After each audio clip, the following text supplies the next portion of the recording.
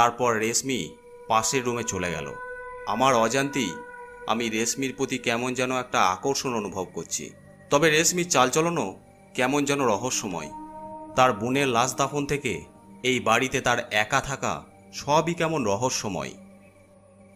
খানিক পর রেশমি চা নিয়ে ঢুকলো। নাও চা খাও, আমি তোমার বিছানা করে দিচ্ছি, ঘুমিয়ে পড়বে। আমির চা খাচ্ছে, এদিকে রেশমি সুন্দর করে খাটে বিছানা করে দিচ্ছে। কি ব্যাপার, রেশমি আমার জন্য এখানে বিছানা করে দিচ্ছে, ও কোথায় শোবে? একটাই তো রুম। রেশমি, তুমি কোথায় শোবে? একটাই তো রুম। আমার জন্য চিন্তা করতে হবে না, আমি রান্নাঘরে শুয়ে পড়ব। না না, তা কখনো হয় নাকি? আমি বারান্দায় শুয়ে পড়ছি, তুমি এখানে শুয়ে পড়ো। এইখানে ভোরবেলায় খুব ঠান্ডা করে, তুমি ভিতরে শোও, আমি রান্নাঘরে শুয়ে পড়ব। এই রুমে তো আর একটা তক্তপোষ আছে, আমি না হয় ওই তক্তায় শুয়ে পড়ছি, তুমি খাটে শুয়ে পড়ো। আচ্ছা ঠিক আছে। আমির তক্তা বসে শুয়ে পড়ল। রেশমি লাইট ল্যাম্পটা জ্বালিয়ে বাইরে বেরিয়ে গেল। আমির চুপচাপ শুয়ে আছে, মনের মধ্যে হাজার প্রশ্ন উকি দিচ্ছে। এখানে থাকাটা কি ঠিক হচ্ছে? একটা অপরিচিত মেয়ের সাথে এইভাবে না আসাটাই ভালো ছিল। এইসব বিভিন্ন প্রশ্ন নিজের মনের মধ্যে করে চলেছে।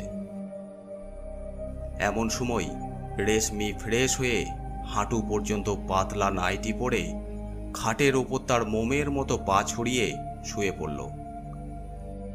আমিরের বুকটা ধক করে উঠল। চুপ করে মরার মতো শুয়ে রইল আমির। বুঝে উঠতে পারছে না কি করবে। বিভিন্ন রকম চিন্তা মাথার মধ্যে ঘুরপাক খাচ্ছে। এইভাবে প্রায় 1 ঘন্টা হয়ে গেল। রেশমি উঠে ধীরে ধীরে আমিরের বিছানায় গেল। তারপর 4 হাত পায়ে ভর দিয়ে আমিরের ওপর উঠল।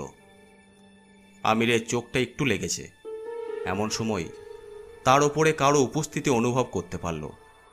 আমির চোখ খুলে তাকিয়ে দেখে রেশমি। বুকটা ধক করে উঠল। এ কি রেশমি, তুমি তুমি এখানে কি করছো? আমির, কিছু নাই, তোমাকে একটু আদর করতে ইচ্ছা করছে। মানে? না না, এসব ঠিক নয়। তুমি তোমার বিছানায় যাও।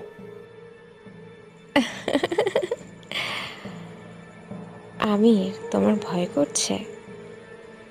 এবার দেখো, আর ভয় করবে না। তারপর রেশমি তার মুখটা আমিরের গালের কাছে নিয়ে গেল। কেমন লাগছে আমির? এসব ঠিক হচ্ছে না রেশমি। সব ঠিক হচ্ছে, তুমি চুপ করে শুয়ে থাকো। তারপর রেশমি তার মুখটা নামিয়ে আনলো তার ঘাড়ের কাছে। তখন তার মুখটা একটা ডাইনি রূপ ধারণ করেছে। হঠাৎ জোরে তার ঘাড়ে দাঁত বসিয়ে দিল। আমির হাত পা ছুটতে লাগলো। আহ! এ কি, এ কি করছো তুমি? ব্যথা লাগছে আমার, ছেড়ে দাও আমাকে। দুহাত দিয়ে তার মুখটা ঠেলে ওপরে তুলে দিল। আর তখনই তার বীভৎস মুখটা দেখে আঁতকে উঠল। হে কি, কে তুমি? তুমি তো রেশমি নও, কে তুমি? আমি কে? আমি রেশমি। একটু আগেই তো রেশমির আদর খাচ্ছিলি, ভুলে গেলি? আমি ডাকিনি, এ তল্লাটে আমি ঘুরে বেড়াই। ড্রাইভারের কথা না শুনে তুই বড় ভুল করেছিস। ডাকিনি?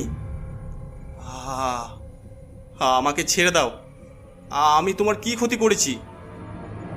ক্ষতি? তোকে আমার খুব ভালো লেগেছে, তাই তোকে আমার সাথী করতে চাই। তোকে মারার পর তুই আমি এই তল্লাটের রাজা রানী হয়ে থাকবো রে। না, আমাকে ছেড়ে দাও। দুহাত দিয়ে ডাকিনিকে ঠেলে সরিয়ে দিল। অসভ্য ডাকিনি, সরে যা আমার কাছ থেকে। সোজা কথা শুনলি না? তাহলে এবার দেখ।